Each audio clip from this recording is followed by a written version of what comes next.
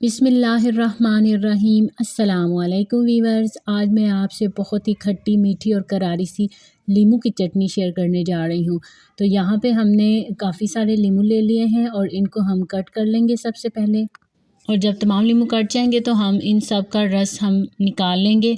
आप किसी लीमू निचोड़ की मदद से भी इसका रस निकाल सकते हैं, और अगर आपके पास लीमू निचोड़ नहीं है तो आप हाथ की मदद से भी लीमू का रस निकाल लें और बाद में इसको छान लें।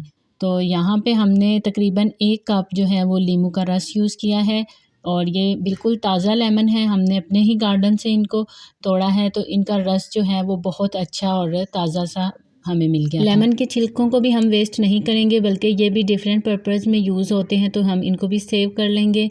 और अभी हमने पैन के अंदर लीमू का रस ऐड कर लिया है, साथ में मैं इसमें हाफ़ कप शुगर ऐड कर रही हूँ, और इन दोनों चीज़ों को मिक्स करके हमने चूल्हे पे रख लेना है। और आग जो है वो हमने दरमियानी सी लगा लेनी है, बहुत तेज़ नहीं लगानी।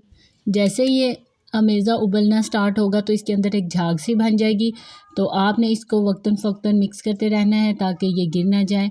और फिर हम इसके अंदर टेस्ट के लिए ऐड करेंगे ब्लैक पेपर। तो ब्लैक पेपर की क्वांटिटी जो है वो आप अपने टेस्ट के अकॉर्डिंग कम या ज़्यादा कर सकते हैं। मैं यहाँ पे चौथाई चम्मच ब्लैक पेपर पाउडर यूज़ कर रही हूँ, और साथ में मुझे इस टाइम पे शुगर इसमें कम लग रही थी, तो फिर मैंने मज़ीद चौथाई कप जो है वो शुगर भी इसके अंदर ऐड कर ली, और इसको हम थोड़ी देर के लिए पकाएंगे। और जैसे ही हम इसमें ब्लैक पेपर ऐड करेंगे तो इसका कलर जो है वो चेंज हो जाएगा। तो आप देख सकते हैं मैंने शुगर भी चौथाई कप मज़ीद ऐड कर ली है, और इसको हम पकाएंगे।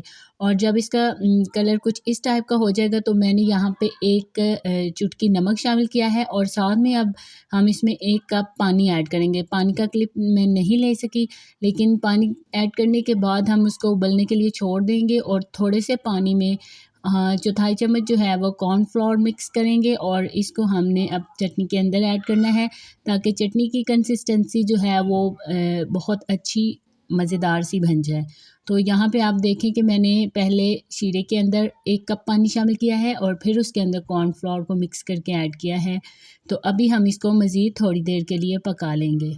इसको इस टाइम तक पकाना है कि चटनी की जो फ़ॉर्म है वो क्रीमी सी हो जाए, और फिर हमें आइडिया हो जाएगा कि ये चटनी जो है वो रेडी हो चुकी है। और यहाँ पे तकरीबन 3 से 4 मिनट पकाने के बाद आप देखें कि चटनी बिल्कुल रेडी है। तो कुछ नट्स जिसमें पीनट है, कोकोनट है और आलमंड है, ये मैं इसमें ऐड करूँगी, और ठंडे होने पर इसको मैं इसके अंदर मिक्स कर लूँगी। इनका फ्लेवर जो है इसमें खाने में बहुत ही टेस्टी लगता है। आप इसकी क्वांटिटी जो है वो ज़्यादा या कम भी कर सकते हैं। और अभी हमारी चटनी जो है वो बन के रेडी हो चुकी है, तो हम इसको डिश आउट करते हैं। और आपको देखने में ही आइडिया हो गया होगा कि ये कितनी खट्टी मीठी और मज़ेदार सी चटनी बन के तैयार हुई है।